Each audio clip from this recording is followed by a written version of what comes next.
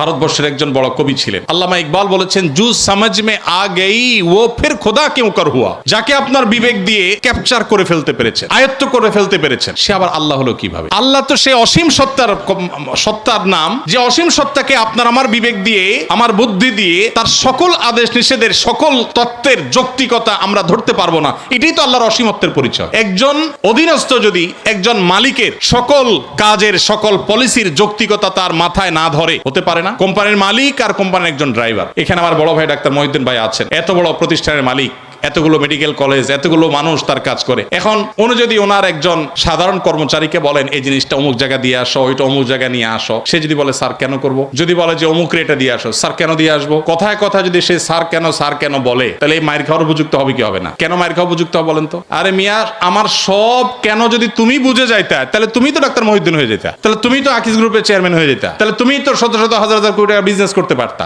আমার সব কিছুর যৌক্তিকতা তোমার বুঝে আসবে না। তুমি আমার জায়গায় আসতে বহু সময় লাগবে, আমার এই বয়স পার হয়েছে এগুলো বুঝতে। এটা যদি হয় একজন মানুষের তফাৎ, সেখানে সৃষ্টি হয়ে আল্লাহর সমস্ত আদেশ আমার বুঝতে হবে, আমার বুঝে আসে নাই, তাহলে আমি কেন মানবো? এটা সবচেয়ে হাস্যকর। আল্লাহ তাআলা আমাদেরকে আল্লাহর প্রতি পরিপূর্ণ ঈমান আনার তৌফিক দান করুন। কিয়ামতের আগে এক এক ঝড়ে কত মানুষ বেঈমান হয়ে যাবে। নবী সাল্লাল্লাহু আলাইহি ওয়াসাল্লাম বলেছেন, ভাইরা আমার, আপনারা দেশের কর্ণধার, আপনারা আমাদের আগামীর ভবিষ্যৎ।